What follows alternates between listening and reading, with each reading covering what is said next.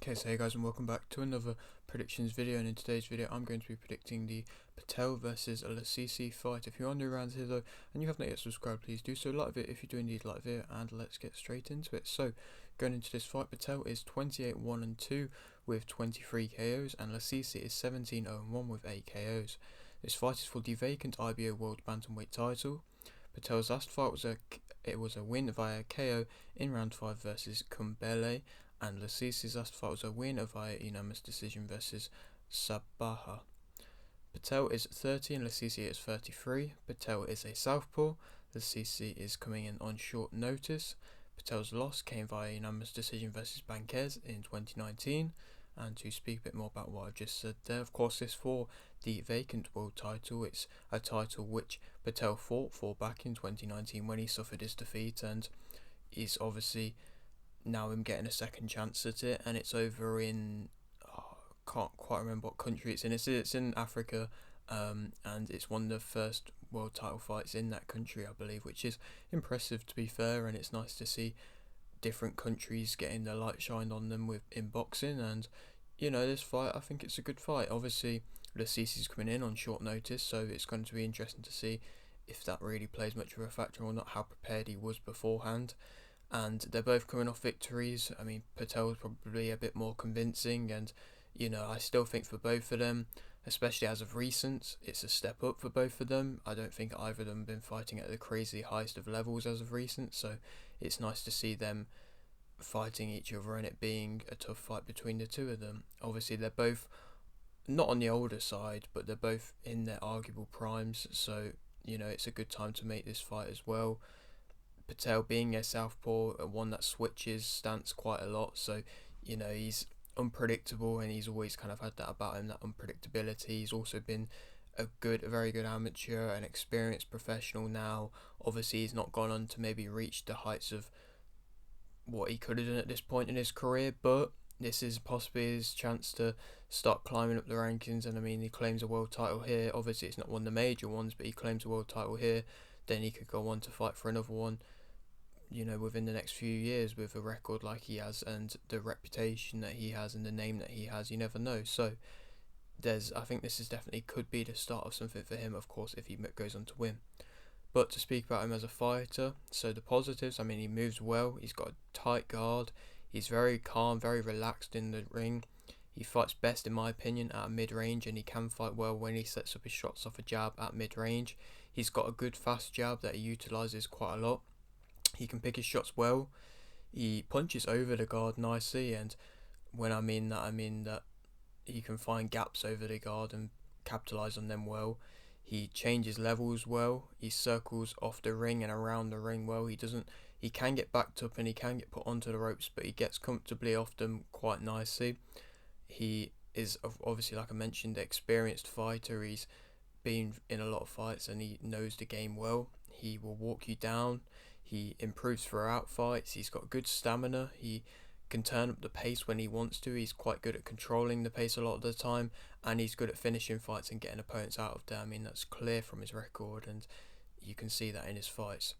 The negatives about him, I mean, he may be overconfident, he may be overlooking for this fight. He obviously always has a lot to say before fights, but he backs it up most of the time, so that's something that he's good at. But he may be coming into this one a bit overconfident, and like I said, this being a step up for him in the fight, which is at a level higher than what he's been fighting as of recent. You probably shouldn't be overlooking somebody like Lasisi here. He's not physically strong. He doesn't really he can be bullied a bit and a bit pushed back, and I feel like Lasisi seems like he's quite a strong guy, and when he fights he seems like he wants to push you back a bit, and he can possibly get a little bit dirty with some of his shots at times, but he's gonna probably face physical strength, and I don't think he's at best when he is facing physical strength. He's a bit of a slow starter, so's Lasisi, to be fair, so I feel like it possibly could be a fight that would take a few rounds to build into. He can struggle against aggressive opponents. Like I say, he circles well, but he can still get hit and kind of tied up, and he does get caught when he's against aggressors. Sometimes he will just tuck up, and that's not something that's best because he's got a tight guard, but shots can still creep through. He'll let you come in, and then you can get hit. Even though he does move well, he still gets hit. he crosses his feet. I mean, he does it quite a lot when he's changing stances, and it's a very common thing to happen when you're switching stances. He can have a lack of an output when he is fighting on the inside. I don't think he's amazingly good on the inside. Sometimes he wants to fight there when I don't feel like he does his best work there. So, like I said, he has a lack of output when he does go into the inside. He's got wild hooks at times, wide hooks at times. He can wait a bit too long to pick his shots at points, and then opportunities go away, and then you have to try and find another shot to line up. But he can wait a bit too long. Sometimes he has a lack of combinations. When he turns up the pace and does start putting them together, they look good. But sometimes he can just go in with one shot, singular shots, and you've got to be consistent with combinations.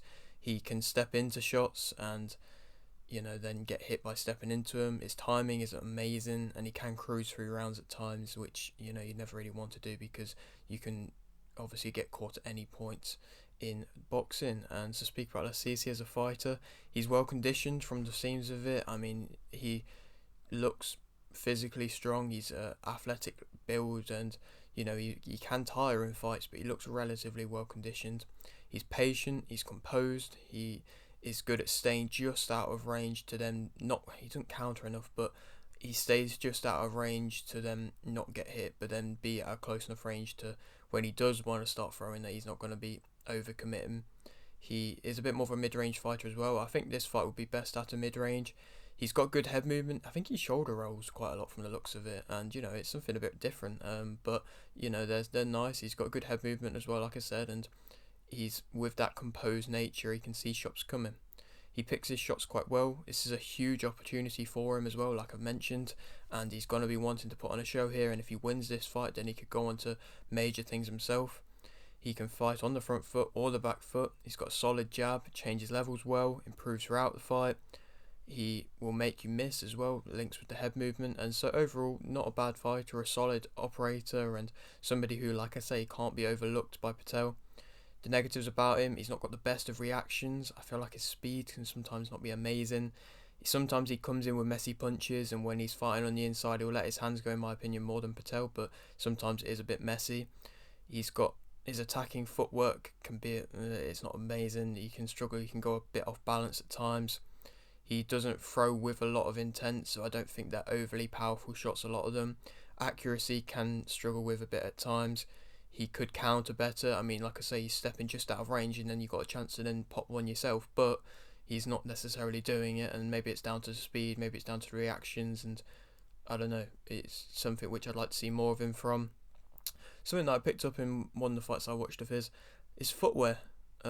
It was strange. It had tape all on it. It didn't look very good quality. Obviously, he's fighting out in Africa, and so in the not majorly big events, so maybe he can't quite afford it. But that's what I'm saying. This fight is such a big opportunity for him to get money side of things as well. People don't always realize how important money is in this sport, and when I see things like footwear and him struggling because he's slipping, because he's got tape on his footwear, because it's got holes in, like, you got to respect that he's gotten to this point now, and like I say, this is a huge opportunity, and I'm sure he's going to be wanting to give his all and prove a point and showcase himself as a fighter. He can be outpaced a bit. I don't know if Patel might be able to do that. He can struggle to get into a rhythm a bit at times, capitalising on opportunities when people are weak, and he does have a bit of a lack of combinations as well, like Patel. Patel is the favourite for this fight, and I think that Lasisi will win via unanimous decision. I think it could be an interesting fight, a fight which, like I say, could start getting going by the later rounds, and will be interesting to see how well Lasisi lasts in the later rounds, because he hasn't fought a 12-round fight for a little while now, so, but I think he's going to be able to do it, and I think, like I say, he's going to have that more desire, that more will, that more heart to prove a point, and sometimes if Patel's cruising through rounds, I think Lasisi's going to pick up on them rounds and win them rounds, and I don't think he's going to be just a bowl over where you can just knock him out easily, and so I think he's going to be there for it, and he's going to get it, and like I say, it's going to be a huge opportunity, and it's going to mean so much to him if he can do so. Then who he could go on to fight, I don't really know, but it opens up more options. I've just put a few options, but there's loads of options that it opens up to. Gexki, I don't know if I pronounced it right, but he's ranked, and he's from Africa as well, so that could make for a big African fight. Butler, he's been through a lot in the world scene, and he's maybe not in the best part of his career now, but this could be an opportunity for him to still fight for a world title, and so you never know. Or Correa, somebody who has suffered a defeat as well, but now is rebuilding and rebuilding well. And so there's, like I said, he's another opponent there, but there's plenty of options I'm sure will be available if he wins this fight. But yeah, that is it for today's video. Hope you did enjoy. Like if you did, like this, subscribe if you're new, and thanks for watching.